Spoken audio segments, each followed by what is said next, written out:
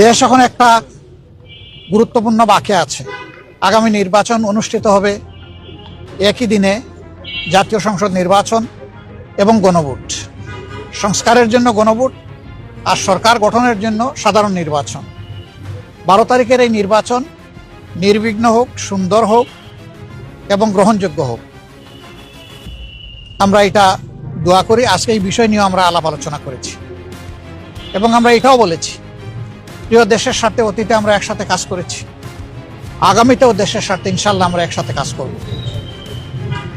তারেক রহমান সাহেব সহ বিএনপির নেতৃবৃন্দ একই আকাঙ্ক্ষা ব্যক্ত করেছেন, আমরাও একই আকাঙ্ক্ষা ব্যক্ত করেছি।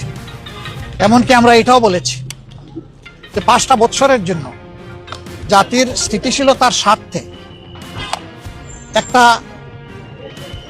সুন্দর পরিবেশ ফিরিয়ে আনার স্বার্থে আমরা সবাই মিলেমিশে ভালো কোনো চিন্তা করতে পারি কিনা সেটাও আমাদের চিন্তা করা দরকার। এবং আমরা এটাও বলেছি, নির্বাচনের পরপরই, সরকার গঠনের আগেই আমরা ইনশাল্লাহ বসবো, খোলা মনে কথা বলবো, জাতির জন্য আমরা চিন্তা করব, জাতির জন্য আমরা সিদ্ধান্ত নিব। আপনারা দোয়া করবেন আমরা সবাই যেন ম্যাডাম যে ঐক্যের জায়গাটা পাটাতন যেটা তৈরি করে দিয়ে গেছে তার উপর দাঁড়িয়ে আমরা যেন আমাদের দায়িত্ব পালন করতে পারি।